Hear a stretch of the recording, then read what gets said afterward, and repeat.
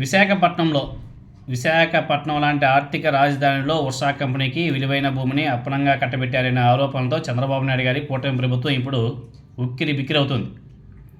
కేవలం ఎకరా 99 పైసలకి 59.6 ఎకరాలు ఊరు పేరు లేని ఉషా కంపెనీకి కట్టబెట్టేశారు. ఇప్పుడు ఇది జాతీయ స్థాయిలో విమర్శలు కూడా వస్తున్నాయి గట్టిగానే. ఈ విషయం మీద సుప్రీంకోర్టు ప్రముఖ న్యాయవాది సామాజికవేత్త ప్రశాంత్ భూషణ్ గారు ఎక్స్ వేదికగా పెట్టినటువంటి పోస్ట్ ఇప్పుడు దేశవ్యాప్తంగా ఒక తీవ్ర దుమారం కూడా రేపుతుంది. ఇందులో ప్రభుత్వ పెద్దలకు ఆర్థిక ప్రయోజనాలు ఉన్నాయన్న అనుమానం కూడా వ్యక్తం చేశారు ఆయన. ఉషాను ఓ గోస్ట్ కంపెనీగా ఆయన అభివర్ణించడం జరిగింది. అలాంటి కంపెనీకి 59.6 ఎకరాలు ఎలా కేటాయిస్తారనేది ప్రశాంత్ భూషణ్ గారి ప్రశ్న. కనీసం కంపెనీకి కార్యాలయం, చెప్పుకోదగ్గ ట్రాక్ రికార్డ్ లేకుండానే ప్రభుత్వం ఎలా ఒప్పందం కుదుర్చుకుంది అని చెప్పేసి నిలదీయడంతో జాతీయ స్థాయిలో ఇప్పుడు చంద్రబాబు నాయుడు గారు చేసినటువంటి పనిని ప్రతి ఒక్కరు కూడా చర్చించుకుంటున్నారు. ఉషా కంపెనీ తెలుగుదేశం పార్టీ ముఖ్య నాయకుల బినామీ కంపెనీ అని, తక్కువ ధరకే 3,000 కోట్ల విలువైన సుమారు 60 ఎకరాల భూమిని కట్టబెట్టి సొమ్ము చేసుకోవాలని చెప్పేసి అధికార పార్టీ తన అధికారాన్ని దుర్వినియోగం చేశారనే ఆరోపణలు కూడా దేశవ్యాప్తంగా వెల్లువెత్తుతున్నాయి.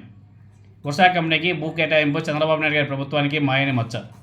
మరీ ముఖ్యంగా పెద్ద ఎత్తున ఆరోపణలు వెలువెత్తుతున్న ప్రభుత్వం వైపు నుంచి కనీస స్పందన కూడా ఇప్పటివరకు రాలేదు. కంపెనీ ప్రతినిధులు ముందుకొచ్చి తమకు ఎకరా 1,50,00,000 ఇచ్చారని చెప్పేసి వివరణ ఇవ్వడం తప్పితే సంబంధిత శాఖ మంత్రి నోరు మెదపడం లేదు.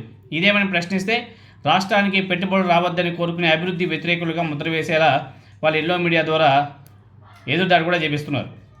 కానీ ఈ రకమైనటువంటి వ్యూహంతో ప్రభుత్వం మరింత బద్నాం అవడం ఖాయం. దాన్ని ఎందుకు పసిగట్టలేకపోతుందో మనకైతే అర్థం కావడం లేదు.